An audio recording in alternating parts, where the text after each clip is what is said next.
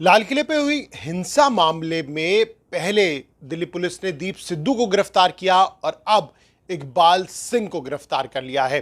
कितना महत्वपूर्ण है इन दोनों शख्स का पकड़े जाना और क्या कुछ आगे चीजों का खुलासा हो सकता है, इस पर ज्यादा बातचीत के लिए हमारे साथ दिल्ली पुलिस के रिटायर्ड एसीपी वेद भूषण जी मौजूद हैं। वेद जी, किस तरीके से इसे देखा जाए, दीप सिद्धू को कल पकड़ा गया और आज इकबाल सिंह, दोनों ही इनामी, इन पर इनाम घोषित किया गया था दिल्ली पुलिस के द्वारा। देखिए, अब उनके बुरे दिन शुरू हो गए हैं।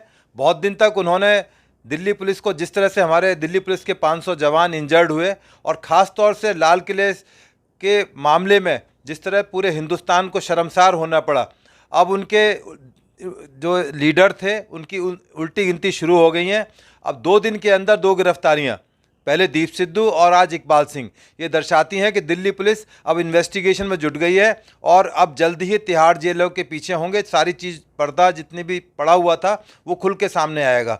दिल्ली टू कैलिफोर्निया जो दीप सिद्धू का सफ़र था, उनकी जो गर्लफ्रेंड थी, उनके सारे पत्ते खुलने शुरू हो गए। जिस तरह से वो पूर्णिया बिहार भागने की कोशिश कर रहे थे, दिल्ली पुलिस ने उनके इरादे नेस्तनाबूद कर दिए हैं और वो बता रहे हैं कि 5 दिन से कपड़े नहीं चेंज किए, भागे फिर रहे हैं। अभी इनको जो बाकी रह गए इनके साथी हैं, जो लगभग 7 आदमियों के ऊपर जो टेररिस्ट, जो उग्रवादी एक्टिविटीज़ के अंदर या इस तरह की एक्टिविटीज़ में इन्वॉल्व हैं, दिल्ली पुलिस ने ऑलरेडी उनके खिलाफ एक रिवार्ड डिक्लेयर कर रखे हैं। धीरे धीरे उनकी अरेस्ट की प्रक्रिया शुरू हो गई है। दीप सिद्धू के साथ में अब आज की इकबाल सिंह की बात करें तो ये कितना, इनकी गिरफ्तारी, इकबाल सिंह की गिरफ्तारी को किस तरीके से देखा जाए? देखिए, इकबाल सिंह वो आदमी है जो फेसबुक लाइव पर पूरा लाइव दिखा रहा था किस तरह से हम लाल किले के अंदर घुस रहे हैं, वहाँ पर निशान साहब लहरा रहे हैं। उसने टॉम पर चढ़ने के लिए अपने साथियों को कहा कि बब्बर मेरे शेरों ऊपर चढ़ जाओ। वो तमाम चीज़ें पब्लिक डोमेन पे हैं, सारी चीज़ें इन्वेस्टिगेशन में आएंगी।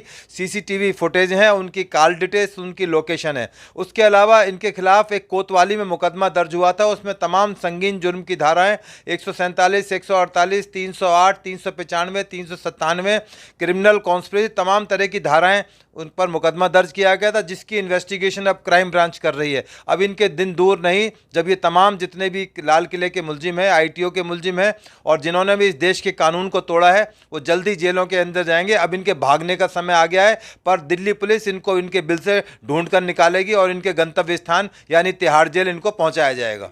अगर देखा जाए, पहले सुखदेव, फिर दीप और अब लगातार 2 दिन में 2 गिरफ्तारी, दीप सिद्धू और अब इकबाल सिंह। जो धाराएं लगातार दिल्ली पुलिस लगा रही है, ये जो केस वो बना रही है, आपको लगता है कि उसे और भी ज़्यादा मजबूती मिलेगी इस गिरफ्तारी के बाद से? देखिए, तमाम की एलओसी खोल दी गई हैं। अब ये जो कनाडा या यूके या ऑस्ट्रेलिया भागने की फिराक में थे, अब वो इनके तमाम मंसूबे फेल हो चुके हैं।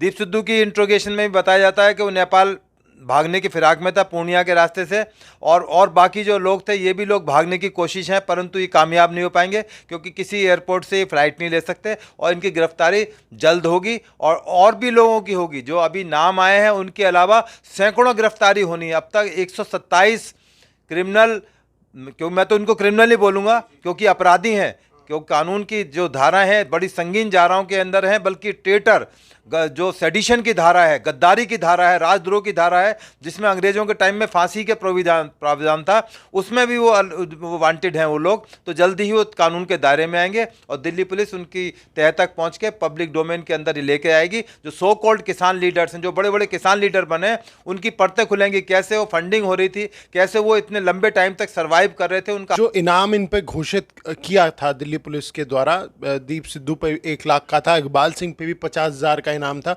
क्या ये भी एक बड़ा कारण बना है इनकी गिरफ्तारी के पीछे?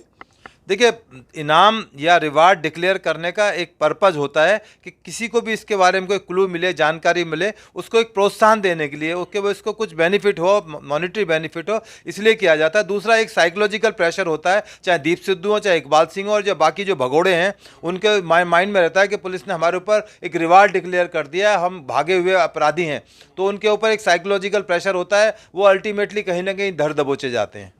दीप सिद्धू को 7 दिन की पुलिस रिमांड पे भेजा गया है, 10 दिन की मांग की गई थी दिल्ली पुलिस के द्वारा।